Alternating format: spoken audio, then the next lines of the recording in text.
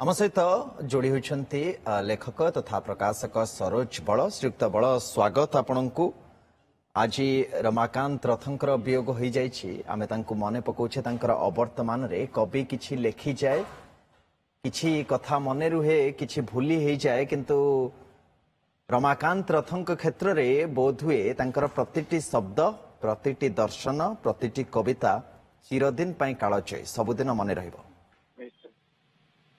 मोर परम दुर्भाग्य मु आज शेष दर्शन कर भद्रक अच्छी एमती गोटे खबर पाइला निश्चित भाव में आघात लगे स्वाभाविक।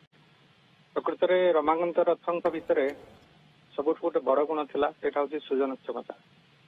आम भाई सृजनक्षम सी नथिले भितर नारीत्व एते थिला से शिरोधा कर जो कवि भितर नारीत्व बा नारीपण जिते अधिक सी से सृजनक्षम बोली विश्वास करे।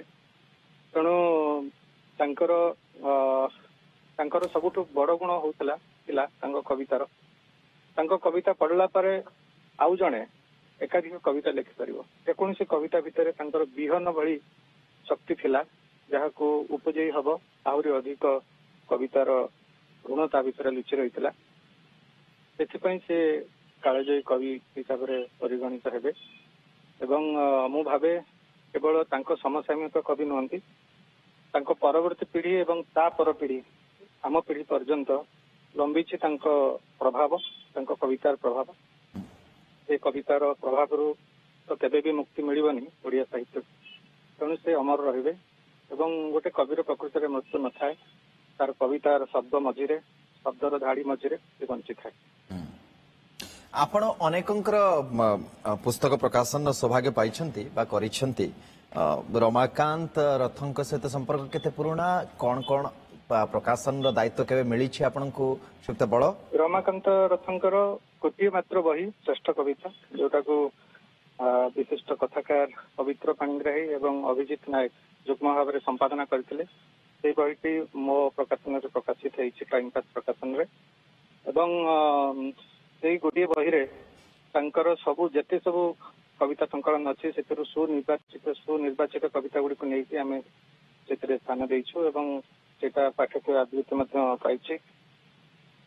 मत लगे कौन से गोटे कविता को जेकोसी साधारण पाठक आड़े जा पार ना से शक्ति कवितार थिला। आमे खाली कविता नुहे कविपण कवित्व से नरम थिला। से बहुत चिठी लिखुले तरुण तरुणी कवि मान खूब चिठी लिखुले जोटा कि गोटे विरल कविपण। कारण आमे समस्ते निज निजर कविता निज निजर लेखा को प्रमोशन लगी था किंतु से कौटी कहार गोटे भल कविता के पढ़ले से श्रद्धार चिठी लिखार कष्ट उठाउले। टेलीफोन एवं मोबाइल मेसेज जुगर हाथ में चिठी लिखि गोटे नुआ परंपरा सृष्टि करते जोटा प्रकृत गोटे उल्लेखनीय काम।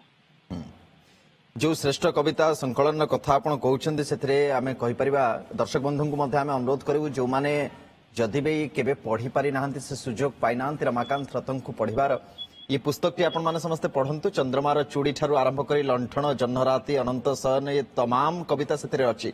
श्रीराधा भी अछि बंधु दर्शन अश्वारोही पर्यंत कविता मध्ये सेथरे ए संकलन रे स्थान पाइछि। श्रेष्ठ कविता एथिपय तार ना कारण सबुतक संकलन तांकर लेखार बछा बछा कविता सेथरे रहिछि एवं सेथरे से प्रथम शब्दटी मध्ये जहा लिखिछंती रमाकांत रथन निजे से लिखिछंती संकलन ने प्रथम कविता 1955 लेखा जहा आइथिला से कथा मध्य से लिखिछंती। अर्थात जानंतु केते पुराना ये कविता एवं बछा बछा कविता सब रहिछि जहा को आपण माने चाहिए जी भी पारिबे ना कोन श्रीयुक्त बल? आगे आगे एकदम ठीक आगे शेष थर पई केबे साक्षात हेथिला तांको सहित कारण ये दीर्घ दिन धरि किछि 6 मास 8 मास जहा तांकर झियो कहउछंती आमे सुनिया पई पाउछे असुस्थ तो रहउतले। आगे से तो बाहर को आसु नथिले विशेष आमे शेष थर पई पवित्र भाई सहित आमे थरे जाइतले तांग घर सहित देखा से एक प्रकार आइसोलेटेड होकर रोते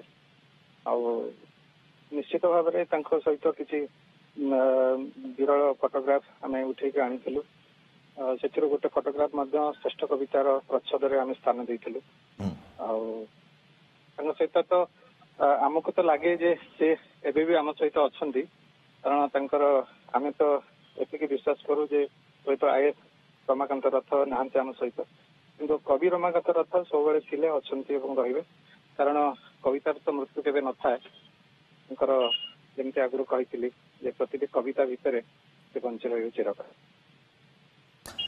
बहुत धन्यवाद आपणकर समय पाई ये समय रे माने आमे केवल मने पकई ही परिबा तांकर पूर्व कालजयी रचना गुडी को एवं आज समय रे जदि आमे कहबा जे समस्त निर्माण समस्त दुखित कारण जने सृजनशील व्यक्ति एवं जे पूरा आमे कहि परिबा जे वर्ष वर्ष धरी जुग जुग धरी विभिन्न गोष्ठी को युव गोष्ठी को प्रेरणा प्रदान करुवा श्री बड़ बहुत बहुत धन्यवाद आपणकर समय पाई हम सहित आलोचना करथिले।